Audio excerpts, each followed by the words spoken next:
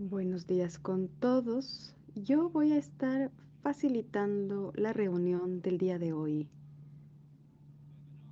Quiero agradecerles a todos quienes se han unido a este webinario en esta plataforma.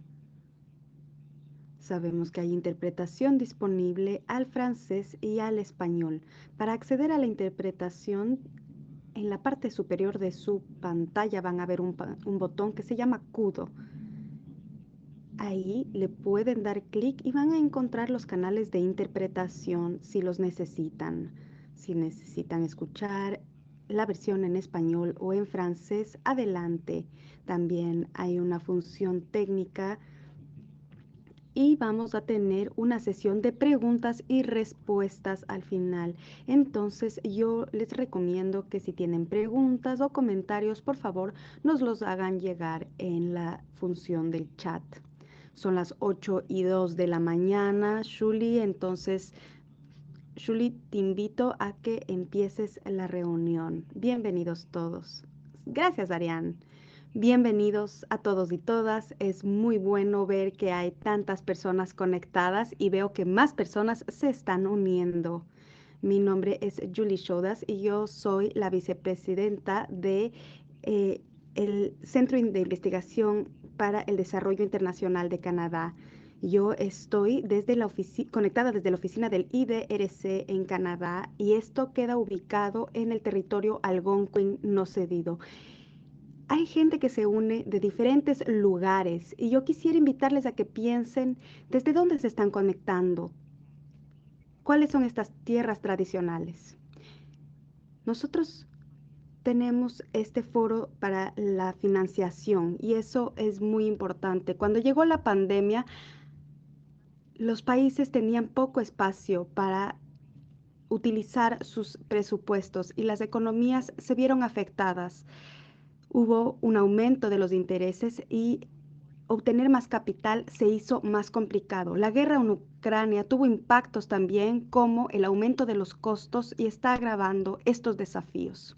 Esto ha causado problemas en muchos países del mundo. Nosotros en Canadá queremos trabajar para poder crear el cambio a nivel global. Vemos que hay deuda pública por el COVID-19, hay más problemas incluso para las mujeres, por ejemplo, y esto se ha agravado en los últimos 2 años. Los desafíos económicos nos han desafiado y nos han complicado la oportunidad de lograr nuestros objetivos financieros y económicos. En educación, por ejemplo, tenemos que lidiar con los impactos también del cambio climático y para esto necesitamos financiamiento, necesitamos contribuciones para poder promover estos casos. Por eso nosotros pensamos que es necesario tener esta conversación el día de hoy. El tema de hoy se va a enfocar en políticas nacionales para aliviar la deuda de manera sostenible e inclusiva. Es tener nuevas acciones por los acreedores y los países tienen que crear nuevas políticas para lograr ese alivianamiento de la deuda, para poder restaurar el crecimiento económico y lograr los objetivos de desarrollo sostenible y aliviar la crisis mundial. Hoy les quiero dar la bienvenida a nuestros participantes. Tenemos al Laboratorio de Financiamiento y a otras organizaciones que nos han apoyado en este proyecto.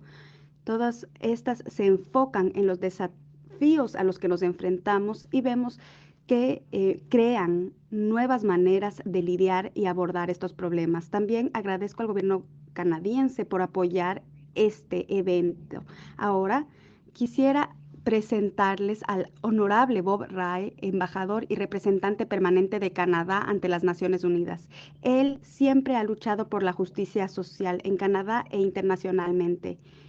Él fue el enviado en Myanmar o Birmania y desde el 2020 ha sido el representante de Canadá para las Naciones Unidas y trabaja para lograr los objetivos de desarrollo sostenible.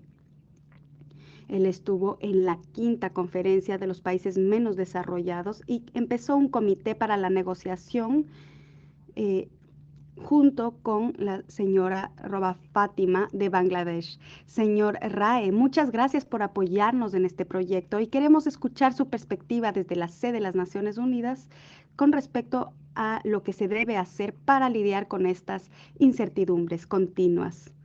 Embajador, le cedo la palabra. Es un honor estar con todos ustedes y tener la oportunidad de hablar con todos el día de hoy. Este es un tema muy relevante. También quiero decirles a todos los que están escuchando que en Canadá estamos orgullosos del IDRC, el Centro de Investigación para el Desarrollo Internacional, porque nosotros trabajamos con los institutos de investigación y tratamos de promover políticas que están basadas en la evidencia en todo sentido. El IDRC es patrocinador de esta sesión del día de hoy. Ahora, cuando yo digo que es oportuno, es por lo siguiente. Yo hace un par de días estaba hablando con algunas personas, otros representantes permanentes del Foro de la ONU, y este es un tema relevante. La situación es algo que no podemos ignorar y no se está mejorando. Necesitamos acciones colectivas más fuertes.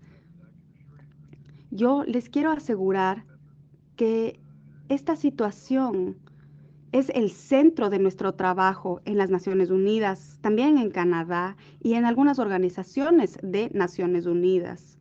Como les mencionaron previamente, yo he trabajado en algunas iniciativas para los países menos desarrollados. Cuando yo llegué a Nueva York hace 2 años, empecé a trabajar con las autoridades de Jamaica para poder tratar temas de refinanciamiento de deudas. Una recomendación importante de este proceso tan importante de comprometer a la sociedad civil y tener también involucrados a los expertos alrededor del mundo fue que empezamos a crear un rango de políticas, un enfoque que nos ayudaría a sobrepasar la crisis del COVID-19. Con ese proceso hemos visto que se ha dado frutos. Pero el punto es que se hacen estas cosas y algunas recomendaciones se aceptan, pero otras no. Entonces hay que seguir empujando, hay que seguir luchando para lograr estos impactos en el tiempo que se viene. Como Yushi mencionó, yo trabajaba en el programa Johar de Acción y bueno, esto se fue retrasando por la pandemia, pero este programa se adoptó por la Asamblea General como un enfoque nuevo con el que esperamos poder reforzar lo que estamos haciendo en la conferencia que se llevará a cabo en menos de un año en Doha.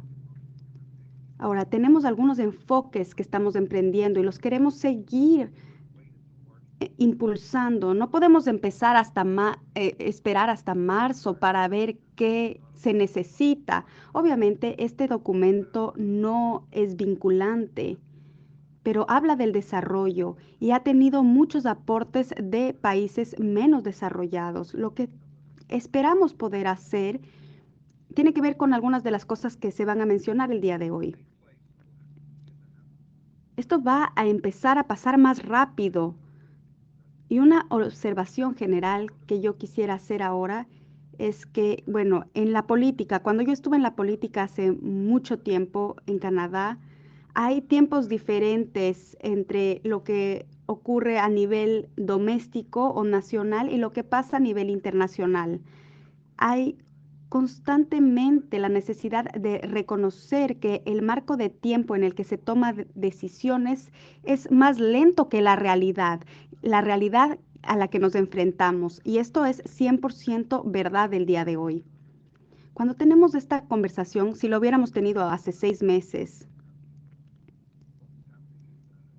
y hubiéramos visto lo que estaba pasando ahora en Ucrania del Este, hubiéramos visto algunas tendencias bastante preocupantes, pero tal vez no se hubiera podido predecir el curso que se tomó con esta guerra y tampoco hubiéramos podido predecir el impacto que la guerra ha tenido. Tenemos algunos sistemas de alerta,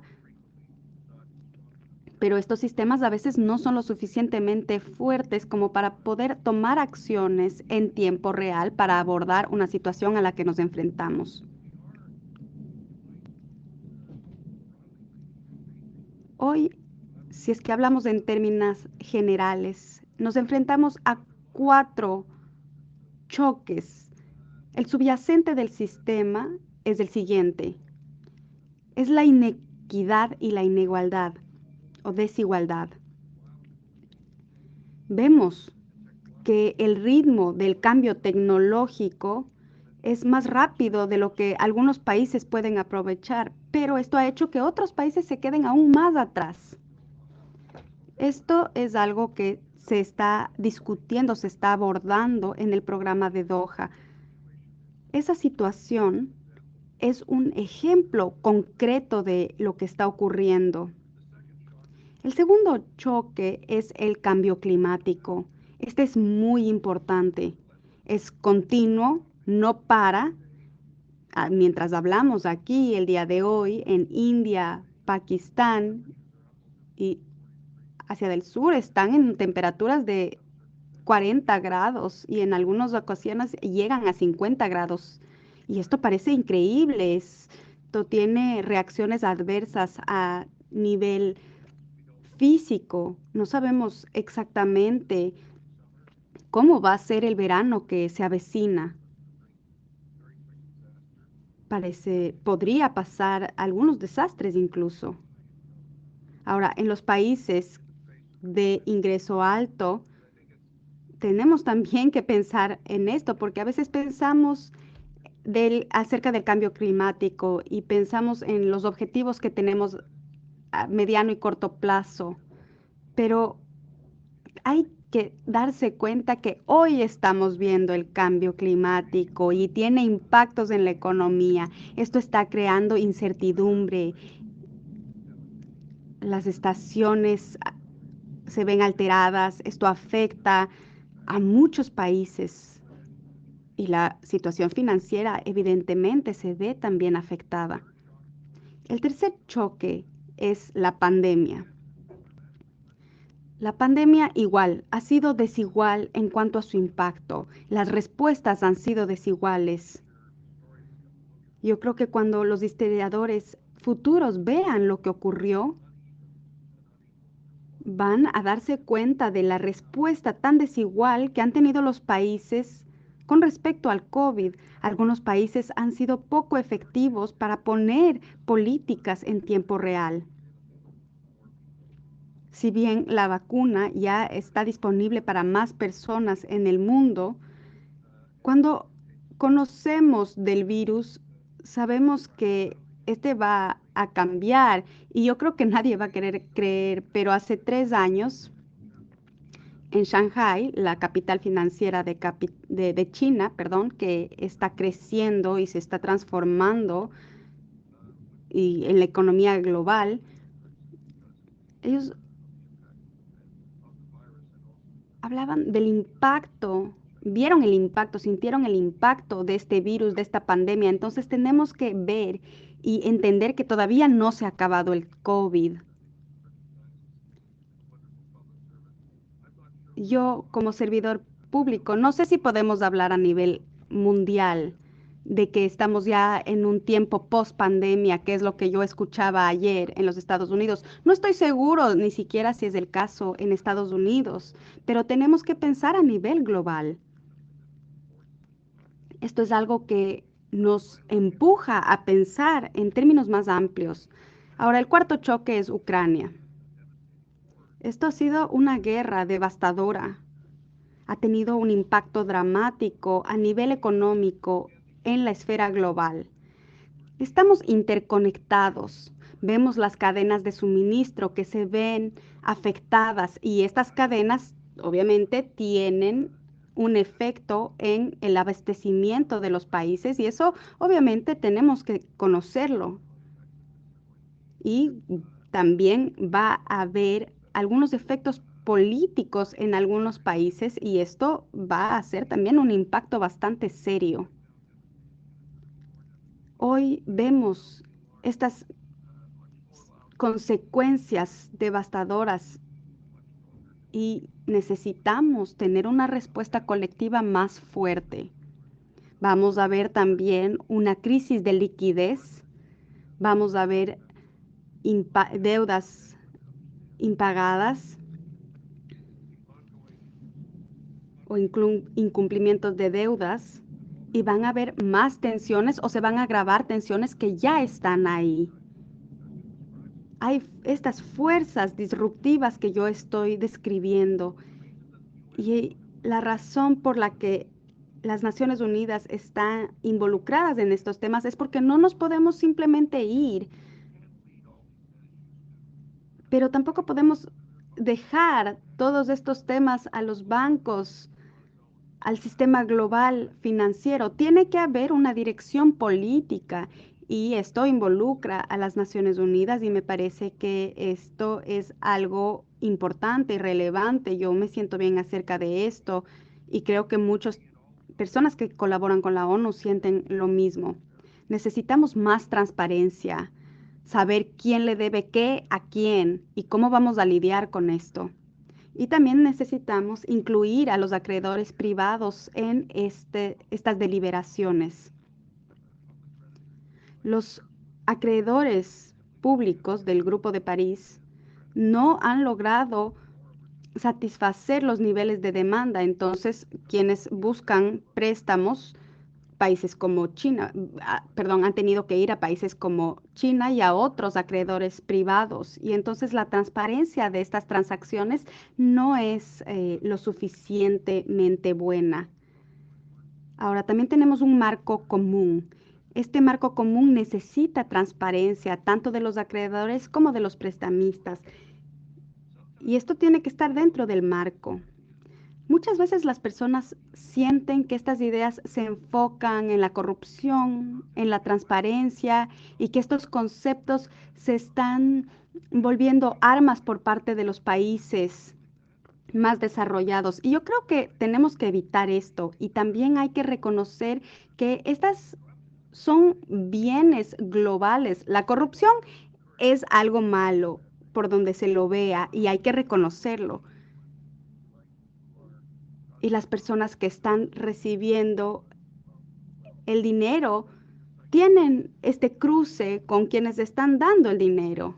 Y entonces es importante fijarse en esto. Esta arquitectura global se enfoca en la sostenibilidad de las deudas, en tener mecanismos para lidiar con los problemas de liquidez, tener flujos financieros que van desde y hacia los países en vías de desarrollo y hay que ir y ver más allá del PIB.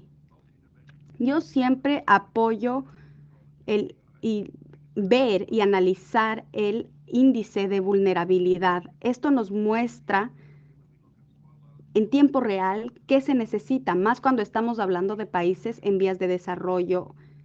Tenemos que entender que necesitamos un índice que nos lleve más allá del lugar en donde nos encontramos ahora. Es fácil decirlo, pero es muy difícil hacerlo. Se encuentra mucha resistencia en el camino porque las personas a veces piensan que es demasiado difícil. Sin embargo, hay que entender que si no hacemos esto, no vamos a poder sobrepasar los desafíos a los que se enfrentan muchos países y eso nos hace más vulnerables todavía.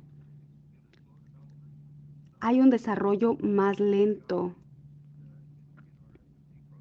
En nuestro proceso del Foro de la Financiación para el Desarrollo, involucramos a la ONU para desarrollar estas ideas y esto me parece que es algo que tiene que continuar ocurriendo. Ahora, en términos de investigación y de los institutos de investigación, yo quiero enfatizar la importancia de este trabajo y necesitamos continuarlo. Tenemos que informar las políticas públicas positivas. Hay que hacer procesos de toma de decisiones en el futuro.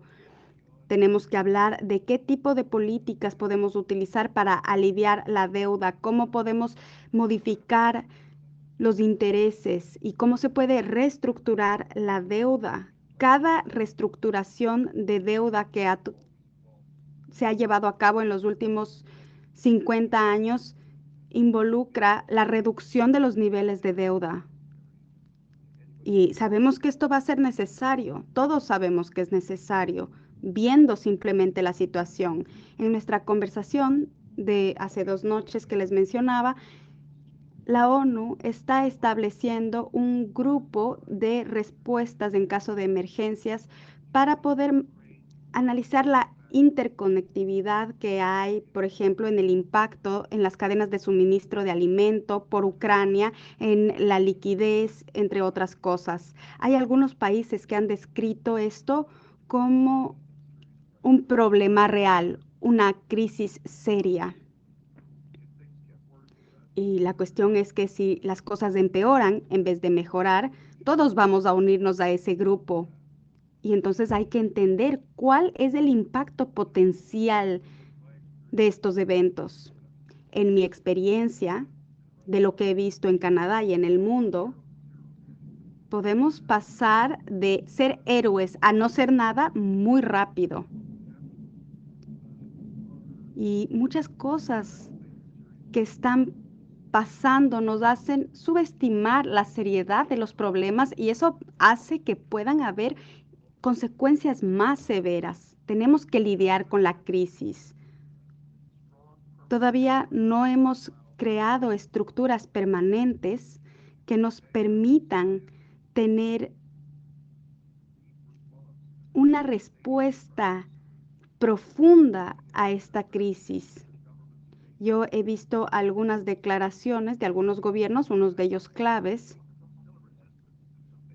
y sabemos que hay resistencia también de algunos puntos y eso me parece que lo tenemos que trabajar. Voy a detenerme ahí y les agradezco por darme la oportunidad de hablar con ustedes el día de hoy. Tal vez me pasé un poco del tiempo que me habían dado, pero es que tengo muchas cosas que decir de este tema porque es algo crítico y necesitamos su ayuda para poder lidiar con estos temas tan relevantes.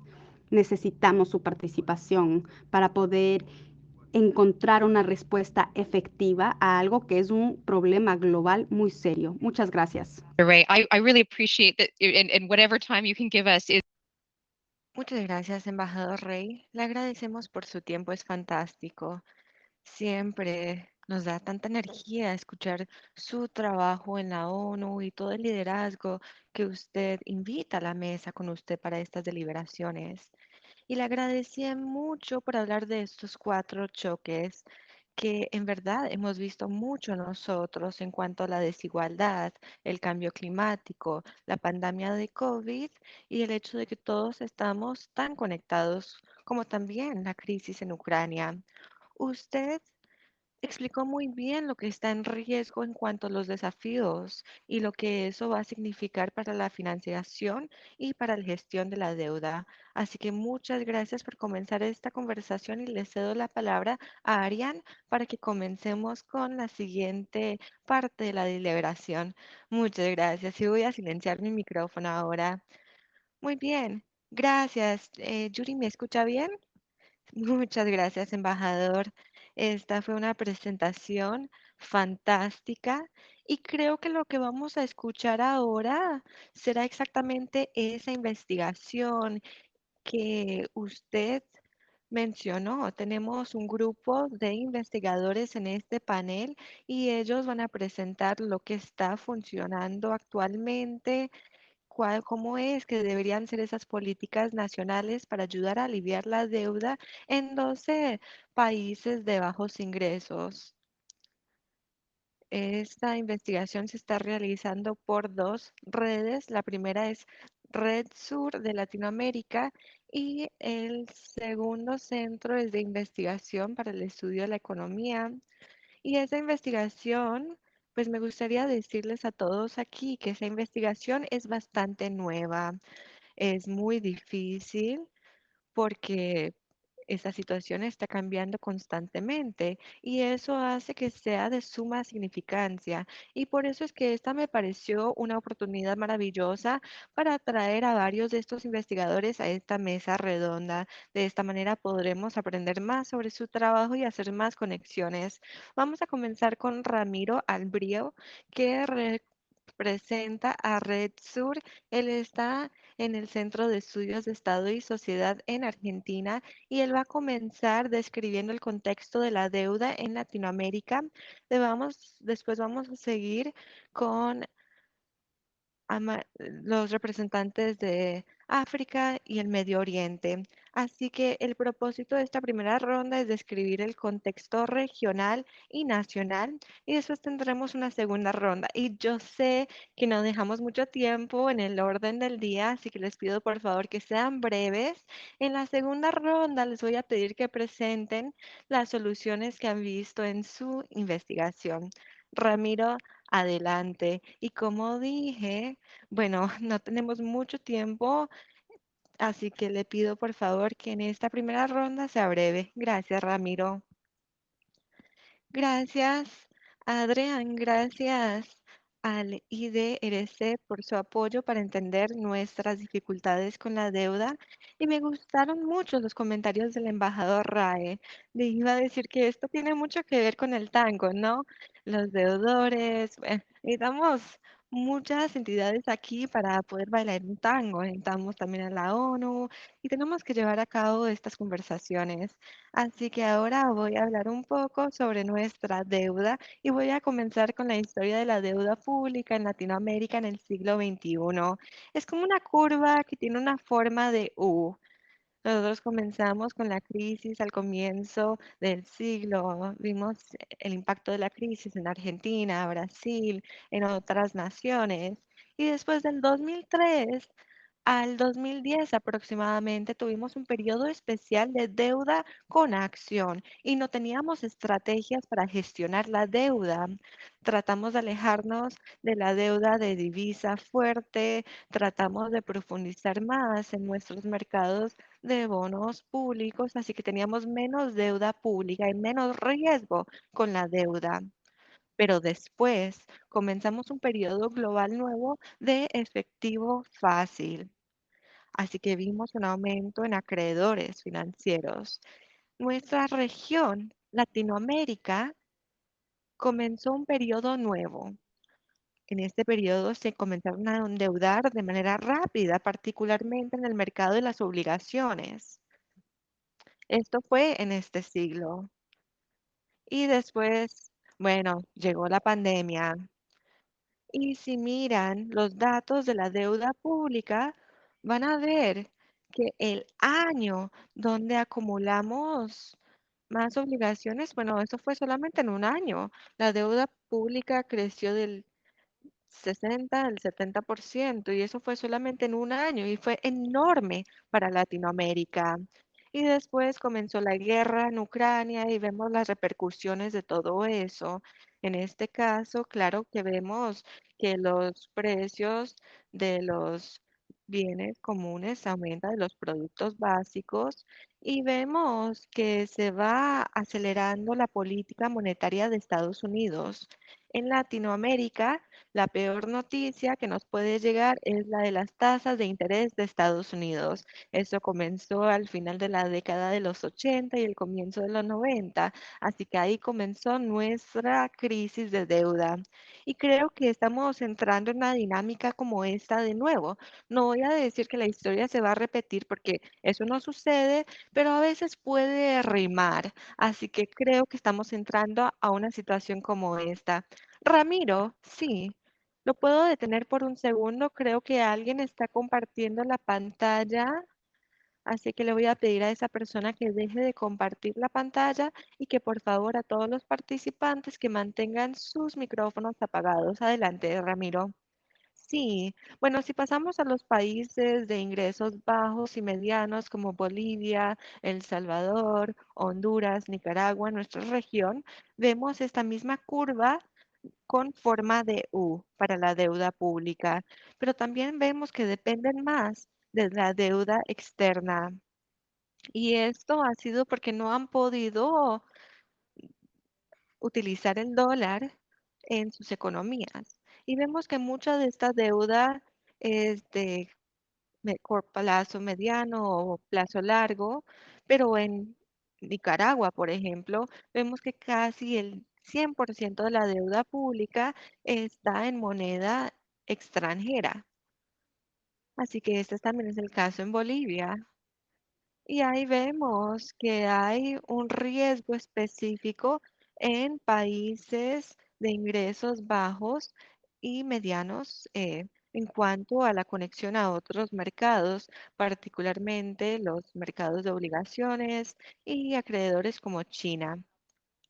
Vemos que en estos países, si hay bajo crecimiento, hay bajos ingresos para el gobierno, hay más presión en cuanto al cambio de divisa, hay más presión en algunos casos, como en el caso de Honduras, donde sufren también con los huracanes y otras catástrofes. Así que hablaremos pronto de cómo es que se puede aliviar esta deuda.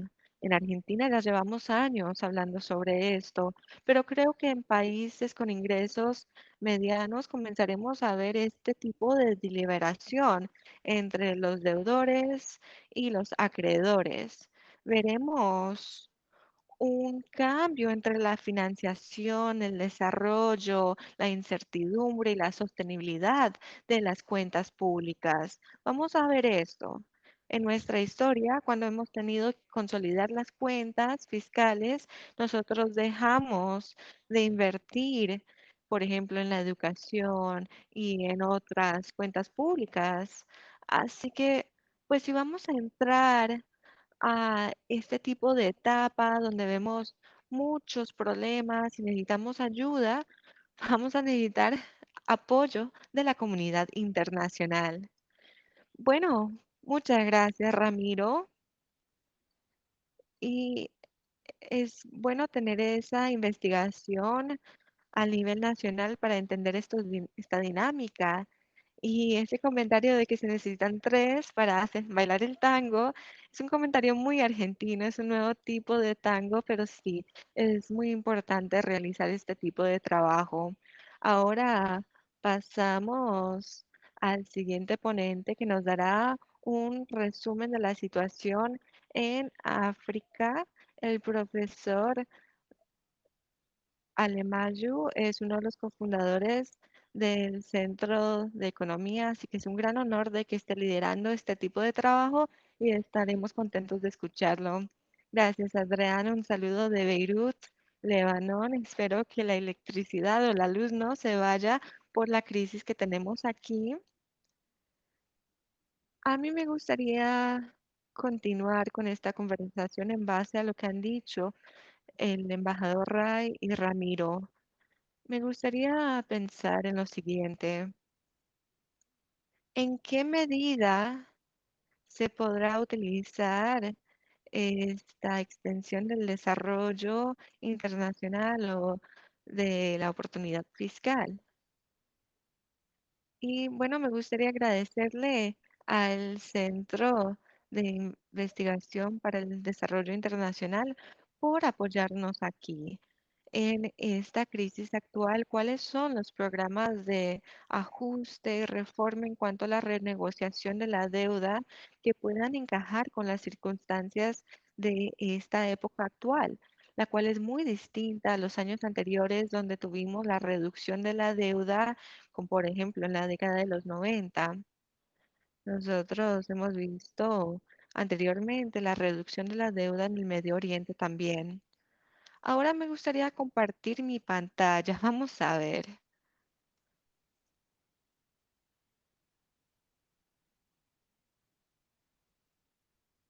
A ver, ¿lo pueden ver? ¿Ven mi pantalla? No. Bueno, a ver. ¿Ahora lo ven? No, no. Bueno, vamos a hacer esto. No voy a compartir mi pantalla, solo voy a hacer uso de la palabra. La pregunta que quiero hacer aquí es cómo podemos ir pensando en los programas de ajustes y reformas en África y el Medio Oriente para el siguiente periodo. ¿Cuáles son las diferencias clave con el pasado? Bueno, hay varias diferencias en cuanto a la financiación externa. También vemos diferencias en cuanto a las limitaciones estructurales para el desarrollo. El embajador hizo un gran trabajo describiendo el nuevo marco común que estableció la G20. Esto, este marco trató de aprovechar la uniformidad de los acreedores. Después vemos, claro, que tenemos el problema con algunos acreedores, como por ejemplo China. Hay debilidades en cuanto a las zanahorias, a los incentivos positivos o los palos, los incentivos negativos. Y bueno, Ramiro también mencionó que la deuda nacional va aumentando en la divisa nacional o extranjera. Así que vemos que hay complicaciones para la coordinación. Y vemos que hoy en día, más que en la década de los 80 o los 90, vemos que no se ha resuelto la deuda. Así que aquí tenemos una pregunta. ¿Estos problemas se van a poder ir resolviendo lentamente a medida que van surgiendo? ¿O sería posible resolver los problemas todos juntos? Ya vemos que el comité de acreedores no está funcionando muy bien. Hay deuda colateral y el Fondo Monetario Internacional no puede gestionar esta situación, así que este tema se debe resolver en Etiopía, en otros países que han entrado al marco en los últimos años. Vemos que el tema de coordinación con China no se ha resuelto aún. Hay muchas preguntas por responder ahí. ¿Es que China va a jugar según las pautas del Club de París? ¿O van a tener un principio de Shanghai o un club para poder resolver estos asuntos para los países que en este momento están muy expuestos? En el caso de Ghana, que tiene algunas dificultades, este es un país que no está en el marco aún porque teme perder el acceso al mercado que ha podido ir ganando en los últimos años. Teme estos asuntos de desigualdad. Y en Líbano, donde estoy yo, vemos que hay temas políticos nacionales que impiden que se realicen las reformas. Así que estos temas complican la capacidad de llegar a una resolución entre los acreedores y que esto tomará tiempo para resolver. Así que pensemos en una pregunta: ¿qué deben exigir los países deudores? El tema de la cuenta fiscal y la austeridad ya es un tema que conocemos, así que no le debemos dedicar mucho tiempo, pero quizás me gustaría dedicarle unas palabras al origen de esta situación y después me gustaría hablar de algunas circunstancias que son distintas a las que teníamos en la década de los 80 o los 90. Como en los 90 vemos que el tema de la deuda se realizó a través de varios factores fiscales. En los países subsaharianos vemos que en el 2015 hay mucho crecimiento, hay convergencia. Vemos que hay espacio para expandir en cuanto a la deuda, hay un auge en cuanto a los productos básicos y vemos que hay más ingresos. Hay acceso a los mercados extranjeros, el interés está bajo, hay alta liquidez a escala mundial. Y bueno, finalmente China comienza a invertir de manera significativa en África, llegando a sumas de hasta 20.000 millones de dólares por año. Y hay muchos países de bajos ingresos que comienzan a subir, se convierten en países de ingresos medianos y van subiendo, ya que hay muchos ingresos entrando al país. También tienen mayor acceso a deuda más costosa del mercado y de China. Así que el crecimiento está en alza, tal vez de un 3 al 5% dependiendo del país. La tasa de interés también está alta y la deuda va creciendo rápidamente. Y luego comienza a desacelerar todo. Esto es alrededor del 2015 de nuevo. Así que esta fue la historia de África y después repercuten los choques de la pandemia de COVID y la guerra en Ucrania.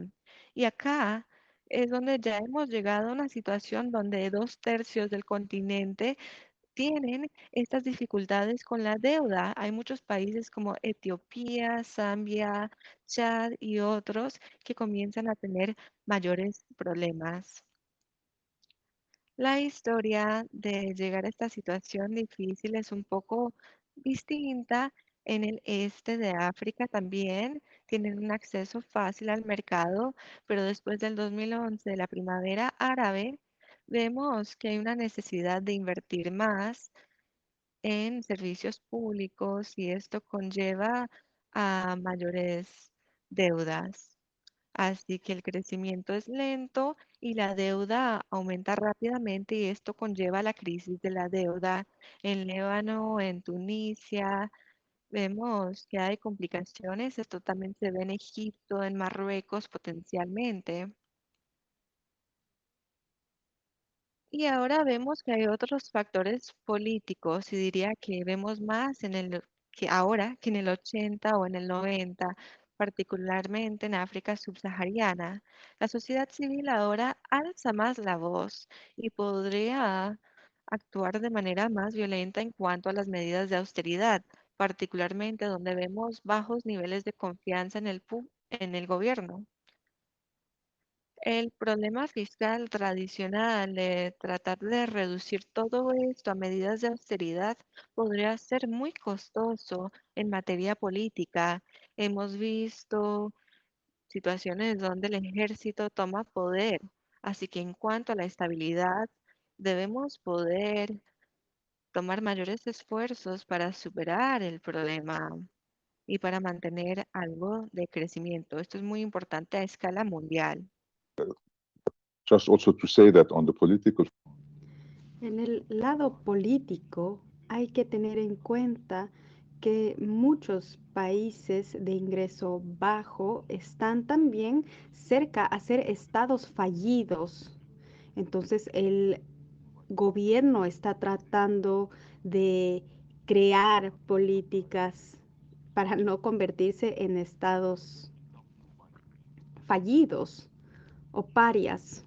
Ahora, mi punto principal se basa en las diferencias claves de la estructura económica. Esto tiene que ver con lo que nos comentó el embajador. Yo creo que hay 4 temas que tenemos que tomar muy en serio en este programa. El primero tiene que ver con las deudas internas que son muy altas. El segundo tiene que ver con la inversión pública, la inversión de los últimos 30 años. Esto tiene que mantenerse, no se puede deteriorar. El tercero es el cambio climático y el último yo diría que es los desafíos de la globalización. Yo tenía unos gráficos bonitos que les quería mostrar, pero en el lado de la deuda pública a nivel doméstico, muchos países cuando pasan de ingresos bajos a ingresos medios, tienen que invertir más a nivel doméstico, tienen que hacer más préstamos y eso tiene sentido. También una parte grande de estas deudas son domésticas y son para con los bancos.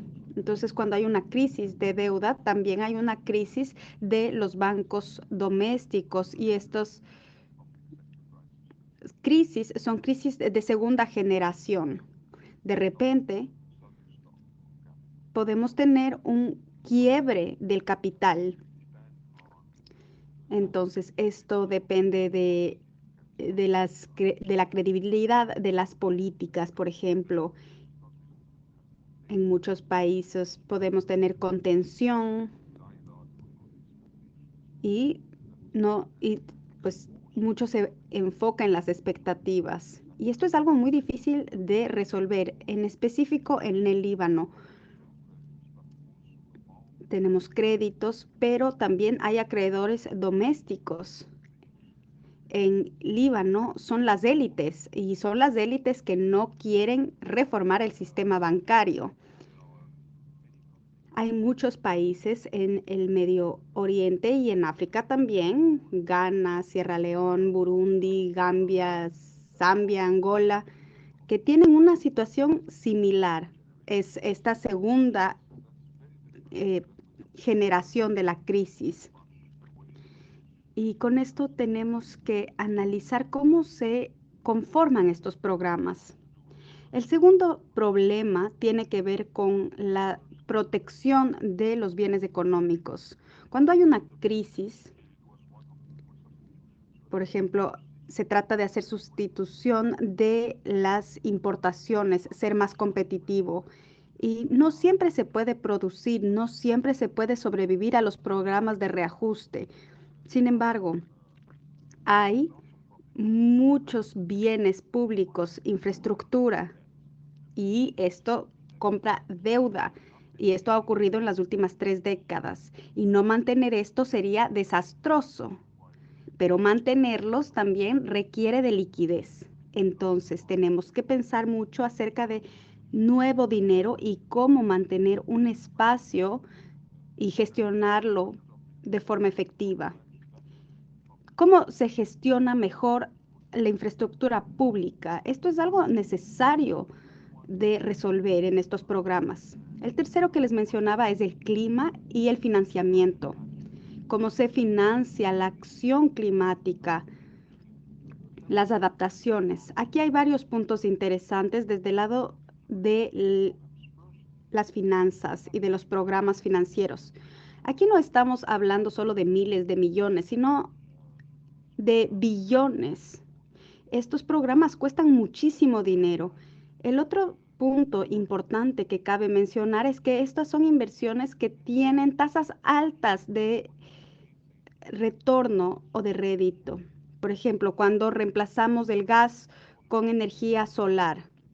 Producir energía solar hoy en día es más barato que producir energía basada en gas, pero la inversión tiene que ser pagada de contado. Cuando uno paga, por ejemplo, carbón, vas pagando poco a poco durante el tiempo. Entonces, la disponibilidad del crédito es crucial para poder lograr hacer que la mitigación se vuelva interesante. Si no hacemos esto, no podemos tener estas inversiones. Entonces necesitamos acceso a créditos y eso también se aplica para la adaptación. Los programas de adaptación y estos proyectos pueden tener un retorno del 100%, es gigante, pero no podemos pedirle al futuro que financie la inversión de la hora. Entonces, esto es importante, tener acceso a estos programas. Esto pone mucho esfuerzo y enfoque en la reducción de la deuda para tener más espacio para el futuro. Y eso tiene una implicación también cuando hablamos de los canjes de la deuda. Algo que yo quería mencionar también es la tecnología, la globalización, la automatización. En los 80, en los 90, estábamos pensando en exportar más, hacer crecer las exportaciones. Y esto puede que ya no sea posible en el futuro. La tecnología ha mejorado la productividad doméstica, pero no necesariamente nos ayuda a exportar más. El acceso a los mercados ya es ajustado. Cuando hacemos las pruebas y hacemos los análisis de sostenibilidad, no podemos tener tantas expectativas de del comercio externo. Y bueno, con eso voy a parar y esto creo que es lo que debería estar integrado en los programas. Gracias, señor Ishak Diwan. Vemos aquí las diferencias y también las cosas en común que tienen los países y cómo es compleja la situación de cada uno de estos países también y de estas situaciones. Hemos ya escuchado 3 intervenciones. Hemos escuchado de 3 expertos que trabajan en este contexto. Ishak, no vimos sus diapositivas, pero sigue compartiendo la pantalla, entonces tal vez sí podría detener esto.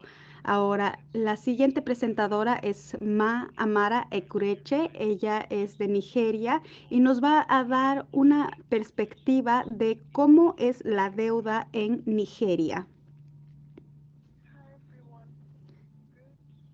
Buenos días, buenas tardes a todos y todas, dependiendo de dónde estén. Voy a compartir mi pantalla en este momento.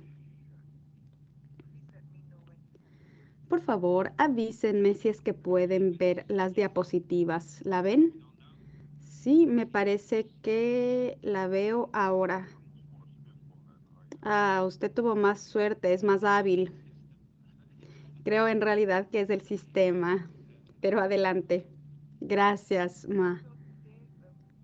Hoy vamos a hablar de la deuda y del clima y utilizamos el ejemplo de Nigeria. Me voy a enfocar en los antecedentes de estas intervenciones. Entonces, básicamente, ¿cómo es la deuda en Nigeria? En el gráfico de la derecha, a la parte superior, se muestra la trayectoria de la deuda desde el 2000 en Nigeria y cómo se ha ido modificando. La deuda se redujo después del 2005 con el programa del alivio de deudas. Los acreedores,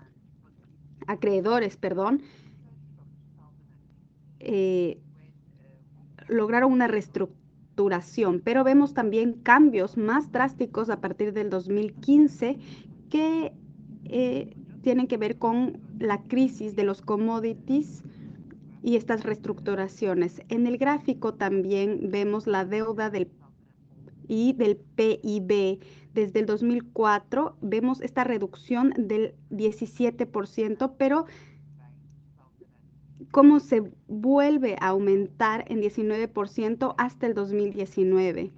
Es importante mencionar la situación de la deuda. ¿Cuántos ingresos estamos utilizando ahora para esto? En el pico de la pandemia, nosotros o el gobierno federal gastó 89% para pagar los intereses de las deudas. Y teníamos que financiar el sistema de salud. Y entonces en el pico de la pandemia teníamos esta situación. La pandemia no fue la peor de las situaciones que llegó a Nigeria. Teníamos ya déficits fiscales, teníamos estrategias de ingreso y vimos el colapso también de los precios del petróleo, pero al mismo tiempo teníamos que aumentar los gastos para poder salir de la recesión en la que nos encontrábamos. Entonces tuvimos que hacer más préstamos justamente en el momento del pico de la pandemia. La segunda parte de nuestra situación de deudas es que el ambiente cambió significativamente. Esto ya se ha mencionado algunas veces. El Club de París no siempre logra satisfacer la demanda y entonces los países tienen que acceder a otros tipos de préstamos. En el 2000, los acreedores bilaterales, eso lo pueden ver en el gráfico. A la parte inferior izquierda se ve la parte de los acreedores bilaterales, esa es la línea azul, y cómo estas cifras se vieron afectadas en el 2000 en el 2007-2008 con la crisis y vemos esta baja significativa por las iniciativas emprendidas. También vemos otros acreedores multilaterales y privados. Los multilaterales son los rojos y los públicos o privados, perdón, son los amarillos. Y estos son acreedores del país. Esta tendencia puede verse en otros países de ingreso medio y también de ingreso bajo en la región. Tenemos aquí datos desagregados por acreedores y eso está justamente lo que les decía en la línea azul.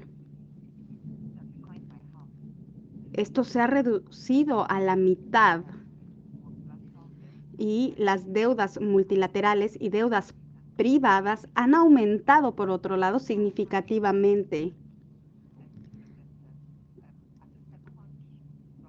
Entonces, yo creo que en la segunda ronda de intervenciones voy a poder adentrarme más acerca de la situación de las deudas y cómo podemos lograr un alivio y una reestructuración de la deuda en nuestra región.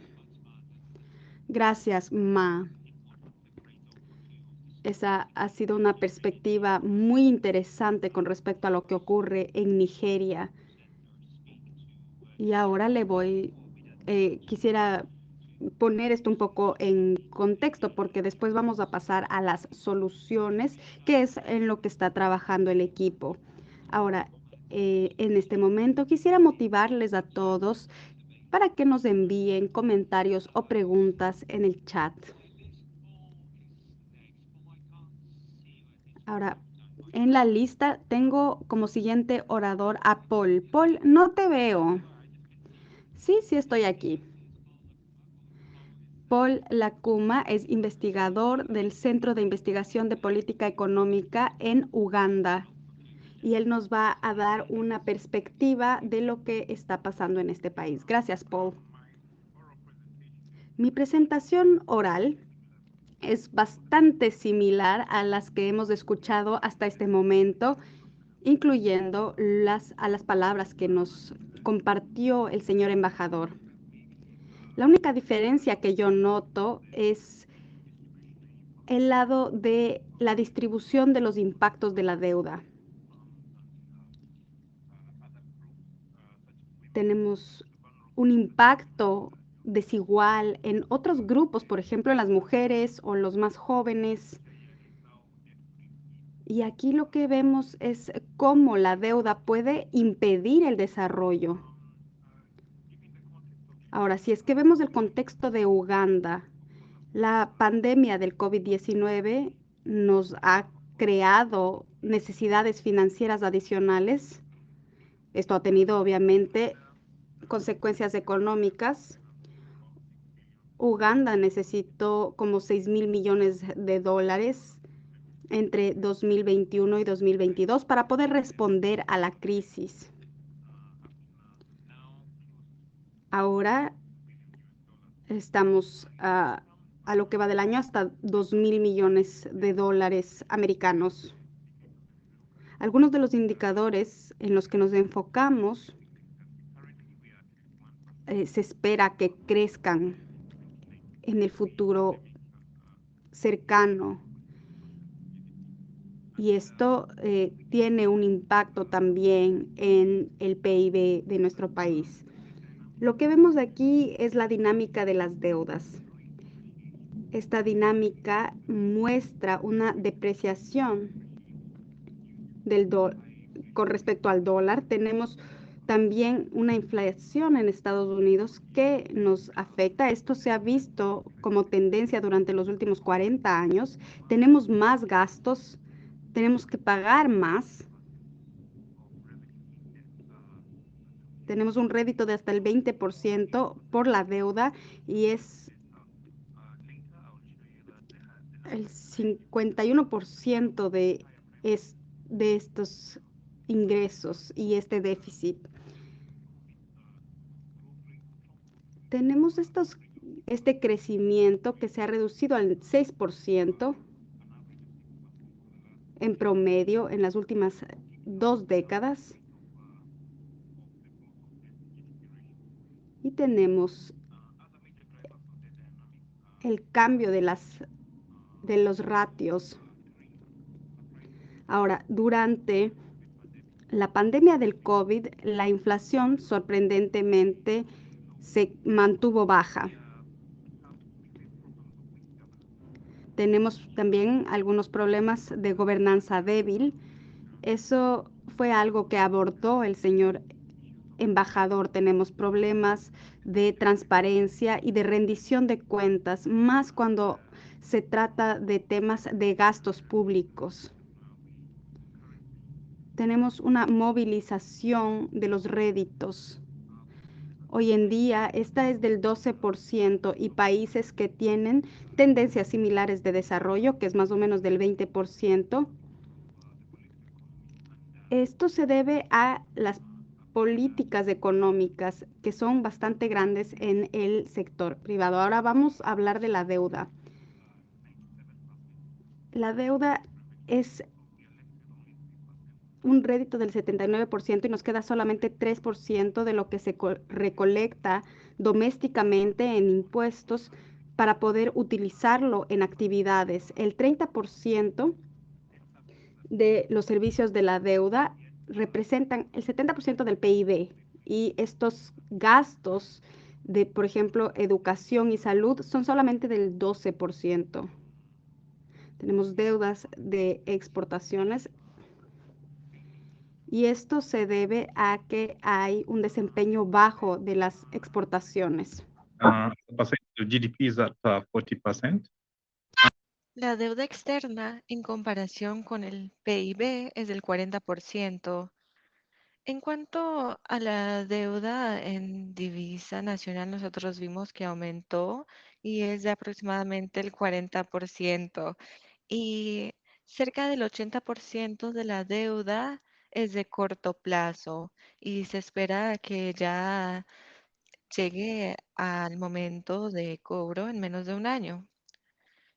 Incluso antes de la pandemia de COVID-19 teníamos dificultades con los ingresos nacionales, pero debo decir que COVID-19 ha empeorado esta situación, ha llevado a que los ingresos se vayan disminuyendo y que tengamos que tomar prestados más fondos. Y como mencioné, el Fondo Monetario Internacional ha dicho que hemos invertido casi 40 millones de dólares estadounidenses.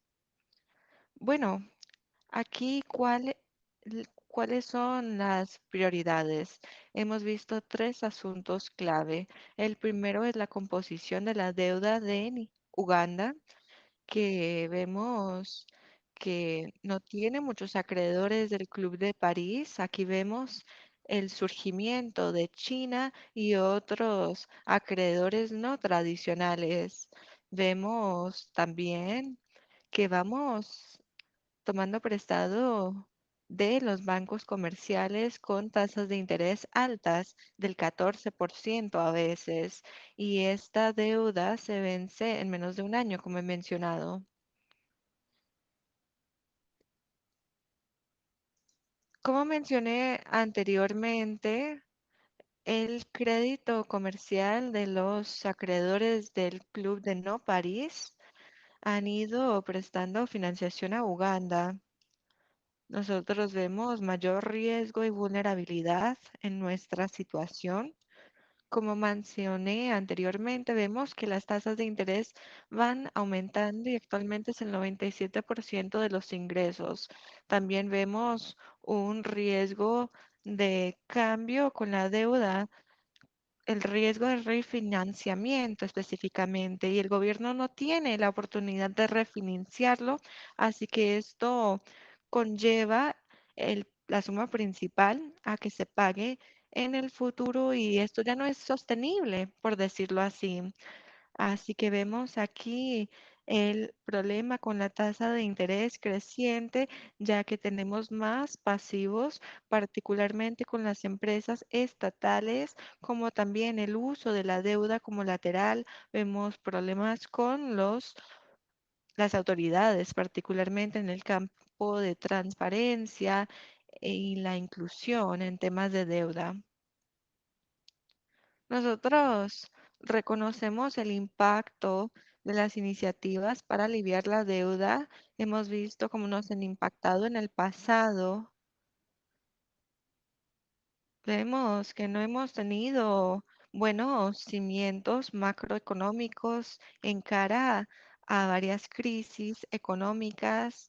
También vemos que hay un aumento en acceder a otros mercados no tradicionales y acreedores no tradicionales como China. También hemos visto el impacto de la pandemia de COVID-19. Todos estos aspectos nos han dado una expansión fiscal, pero han conllevado la deuda a una zona peligrosa. Paul, ¿será que lo puedo detener ahí? Parece que algo le sucedió al sistema. Parece que tal vez lo silenciamos. Yo le iba a pedir, por favor, que fuera concluyendo, pero ya en unos minutos volveremos a las soluciones que usted estaba mencionando.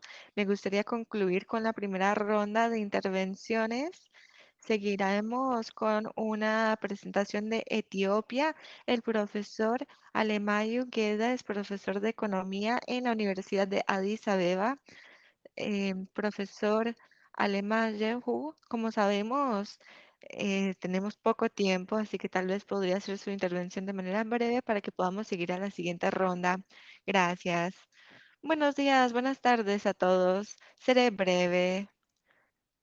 Yo entiendo que a veces es difícil con el itinerario.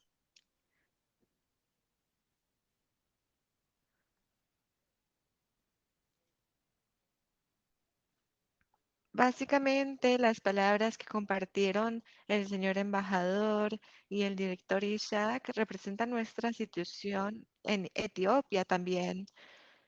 En Etiopía, la deuda privada como pública son las dos de importancia. Nosotros debemos como aproximadamente 20 millones en deudas nacionales y también el nivel extranjero es muy semejante. Vemos que la deuda nacional se ha podido llevar a cabo. Tenemos inflación muy alta de aproximadamente el 35% al 41%. Así que vemos que la moneda se va depreciando y este es el asunto de la monetización. También vemos que la inflación está impactando el intercambio de divisa que tenemos. El problema actualmente tiene un problema grave de liquidez para poder hacerle el servicio a la deuda. Nosotros en promedio exportamos aproximadamente 3.000 millones, pero la exportación neta actualmente es de cero. Así que debemos enfocarnos en exportar nuestra mercancía. Nosotros pagamos aproximadamente 3.000 millones. Así que las exportaciones se han visto impactadas. Además, me gustaría decir que la situación macroeconómica de nuestra situación está difícil y vemos que es muy difícil con los datos actuales, vemos los cambios en los productos básicos, importamos petróleo, así que tendremos problemas en un año. Cuando hay un choque mundial, como hemos visto con el conflicto de Rusia y Ucrania, vemos que vendrán problemas. Los alimentos aumentarán en precio. Estamos importando mucho trigo y otros productos de Ucrania. Vemos que las importaciones de la zona europea son de aproximadamente el 30%, pero el 16% vienen de Ucrania y de Rusia. Así que este choque repercute en nuestra economía. La pandemia también impactó nuestra economía. Vemos que todo esto ha impactado la liquidez. Nosotros ahora no seremos solventes, tendremos problemas por la liquidez. El segundo problema fue que la situación fue cambiando con el tiempo. Nosotros teníamos aproximadamente el 20% de deudas.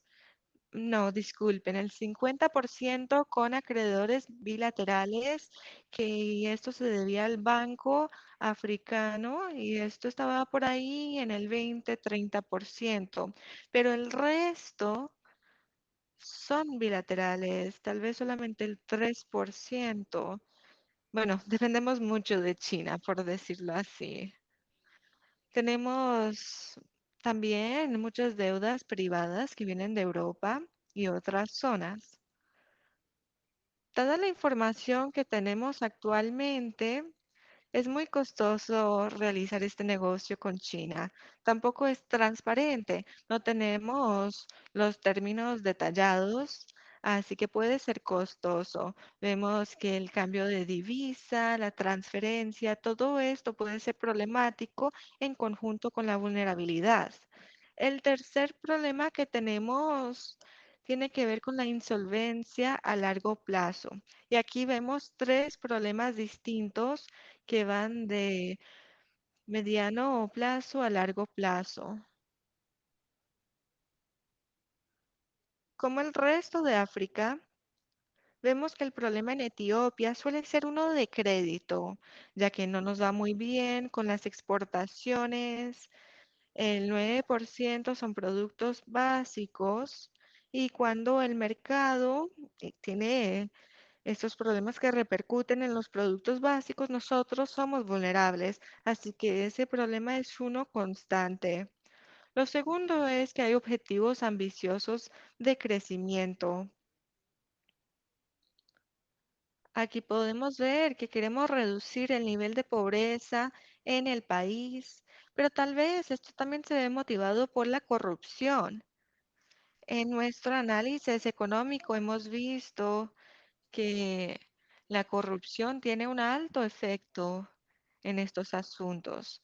Así que tal vez vemos que hay muchos problemas motivados por la corrupción.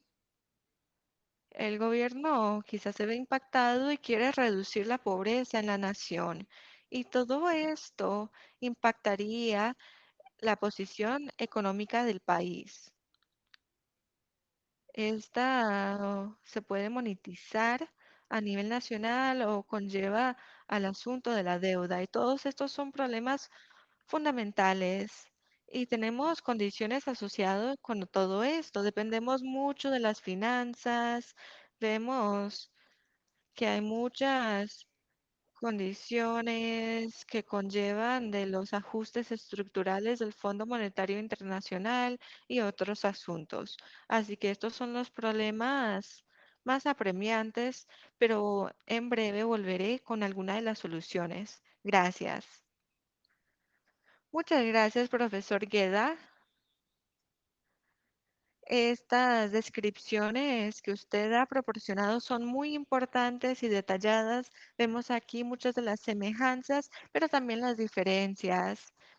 Me disculpo por ser tan estricto con el tiempo. Solo nos quedan 15 minutos, así que voy a cambiar un poco el programa, pero voy a invitar ahora a los ponentes a que se dirijan a nosotros y les voy a pedir por favor que mencionen los temas más importantes. Hemos escuchado algunas soluciones, hemos escuchado que las soluciones nacionales se necesitan para formar las políticas nacionales y también ayudarnos a dirigir esta deliberación.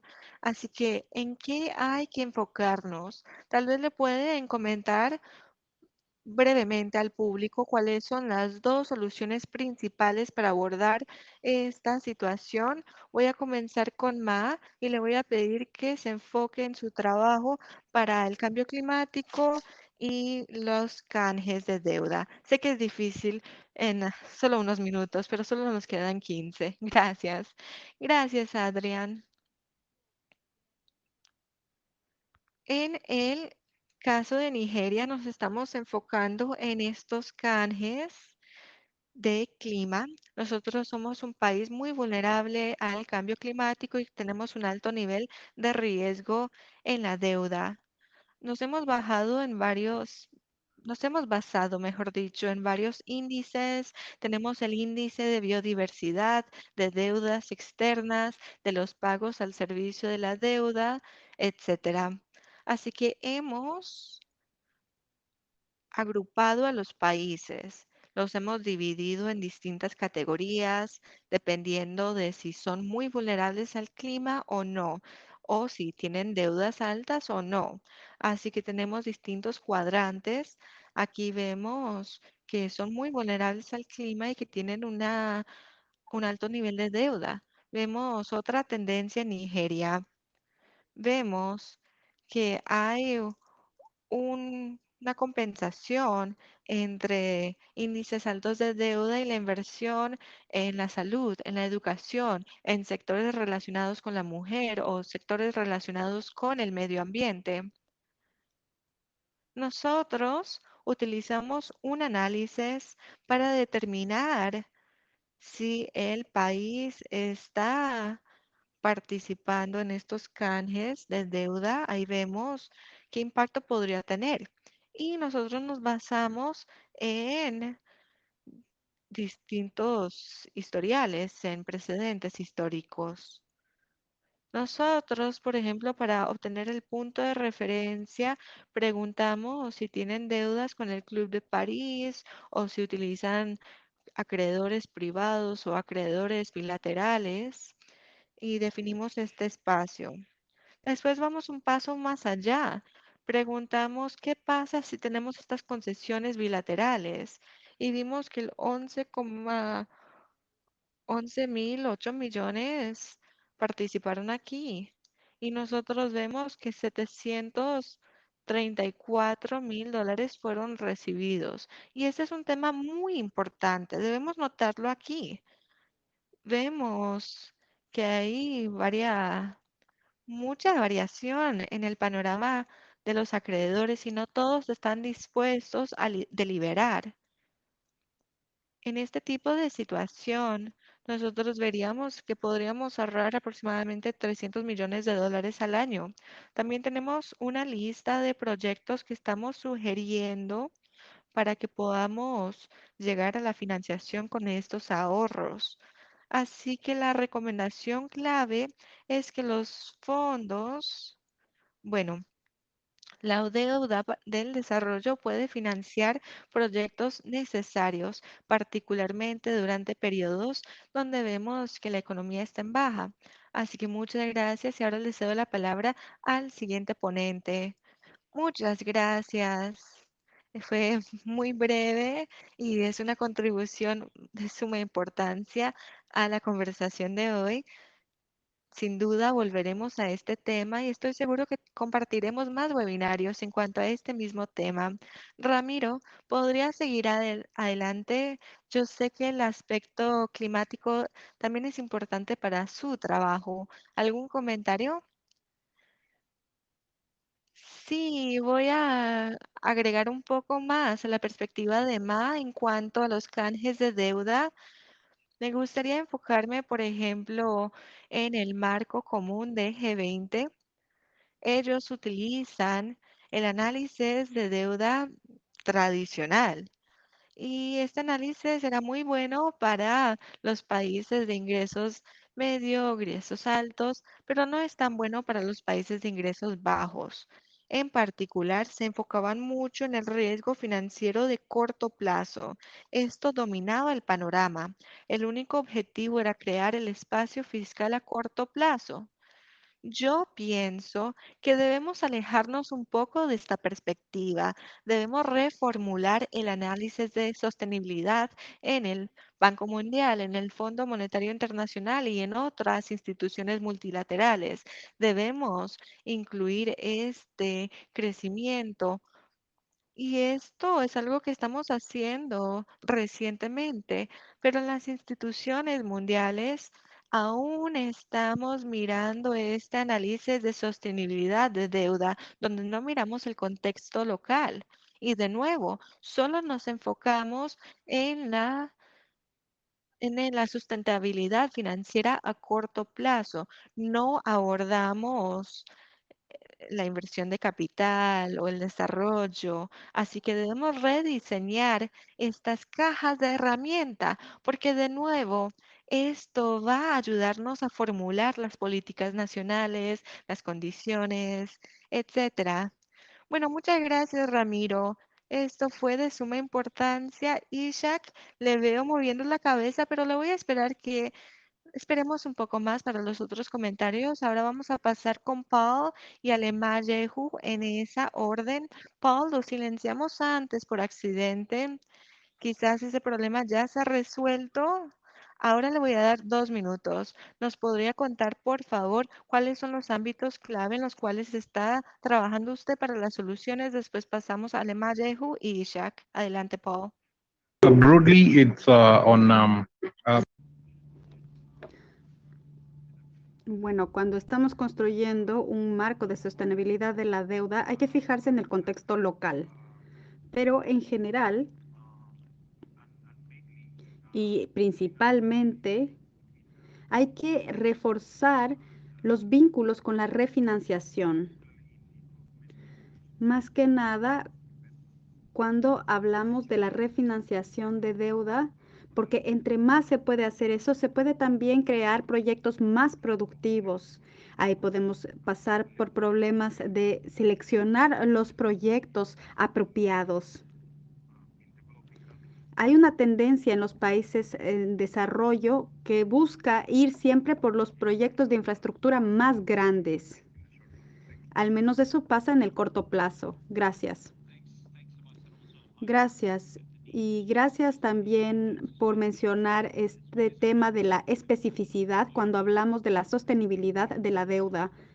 Eso es importante y se ve claro en la comunidad internacional. Profesor Gueda, ¿nos podría hablar también usted acerca de las soluciones que han aplicado o que han encontrado para este tipo de problemas? Profesor Gueda, usted sigue silenciado. Sí, yo comparto la perspectiva de Ramiro y de Paul. Para poder adentrarme un poco más en detalles, quisiera decirles que nosotros nos enfocamos también en el gasto público y en la refinanciación de este gasto, porque es importante. Ahora, el financiamiento se puede utilizar para construir capacidades. En el Ministerio de Finanzas, cuando pensamos en capacidades, pensamos también en el manejo y en la gestión para tener planificación, para el crecimiento. Esta tiene que ser ambiciosa, así tenemos que enfocarnos también en qué proyectos nos vamos a enfocar para tener réditos después, y esto también tiene que ver con la construcción de capacidades.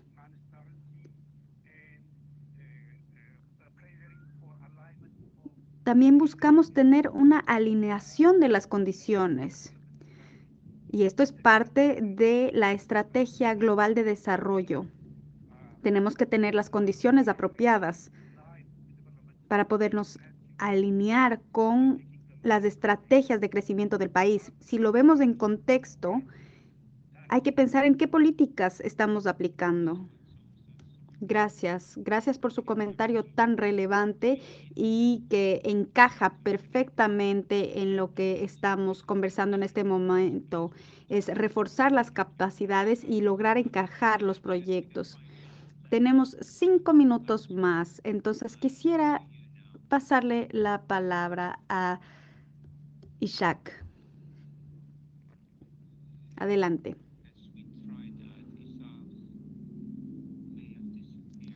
Creo que Ishak ya no está con nosotros.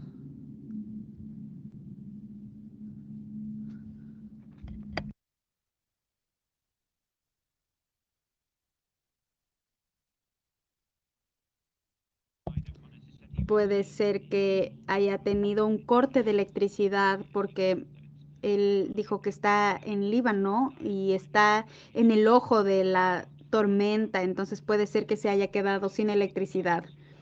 Bueno, en ese caso podemos volver al caso de Etiopía y Uganda.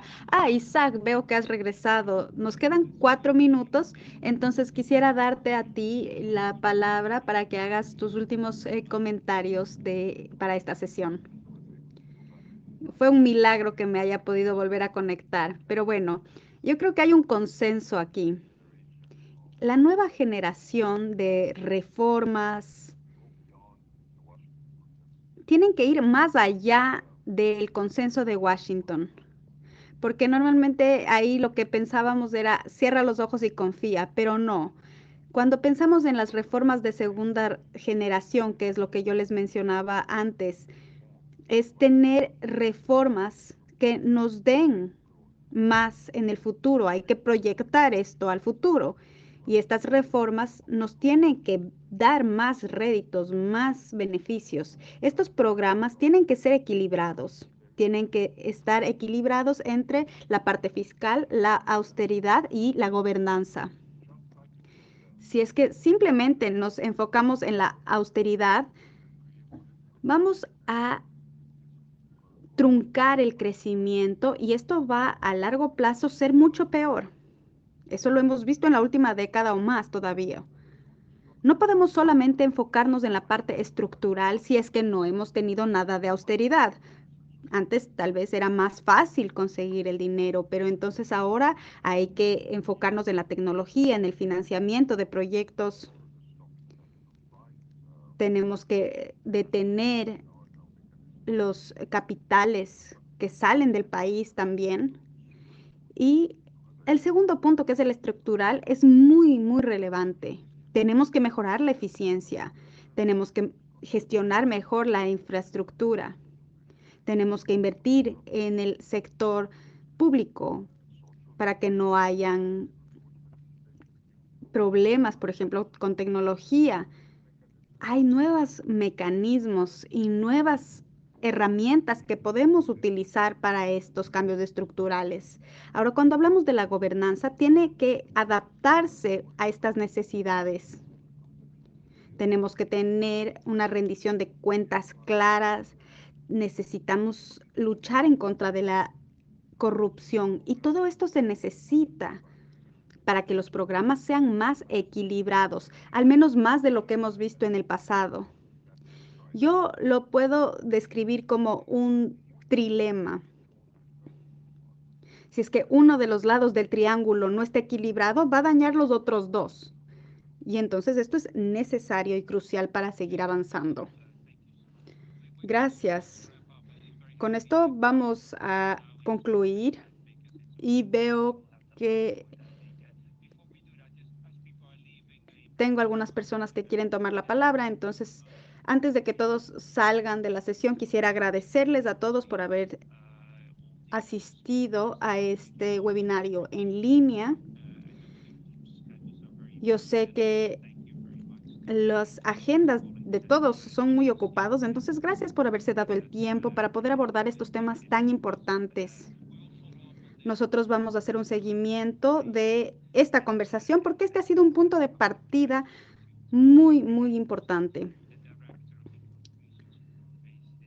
También vamos a escuchar del director del Instituto de Investigación en Egipto para que nos comparta las últimas palabras con respecto a este tema. Gracias por haberse unido. Abraham, sigues en silencio. Por favor, enciende tu micrófono. Sí, gracias por haber organizado esta conversación tan fascinante. Yo solo quería mencionar una cosa. Hubo una conferencia del GDM que se llevó a cabo en Clermont, en Francia. Organizamos esta sesión como parte también de la conversación de los Objetivos de Desarrollo Sostenible. Y ahí se abordó el tema de los recursos domésticos y la digitalización. y cómo estos se compaginan con la agenda política. Ese fue un tema importante y me parece que es interesante como enfoque para traerlo a colación a la conversación. Ahora quisiera mencionar una cosa.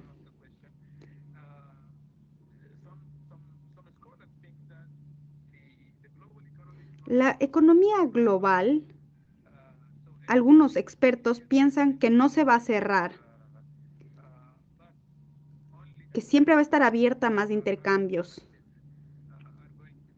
pero solamente aquellas entidades que puedan ser más productivas y que puedan absorber las crisis van a poder estar en esta palestra y que va a haber una cierta limitación para estar en esta arena de intercambios a nivel internacional. Más cuando pensamos en el orden económico mundial, tenemos marcos de productividad y estos marcos tal vez van a absorber menos labor y hay que vincular estas estrategias con las agendas sociales. Puede que hayan oportunidades limitadas eventualmente y eso hay que tomarlo en cuenta. Gracias. Sí, como escuchamos antes, simplemente ajustarse el cinturón y optar por medidas de austeridad no es suficiente en este punto, entonces hay que hacer más y yo creo que la investigación se va a enfocar en esto, porque simplemente la austeridad no va a ser suficiente, hay que tener un análisis para ver dónde se puede invertir de forma más eficiente. Se nos ha acabado el tiempo, entonces vamos a tener que concluir aquí. Hemos sido ya bastante generosos con nuestro tiempo, pero muchas gracias a todos y todas por haber asistido a esta sesión. Más adelante vamos a compartir más materiales y probablemente tengamos otras oportunidades de conversar. También queremos agradecer a las instituciones de investigación por apoyar estos proyectos y por interesarse en este tema. Gracias a todos y todas una vez más. Espero que estén todos bien y nos vemos pronto.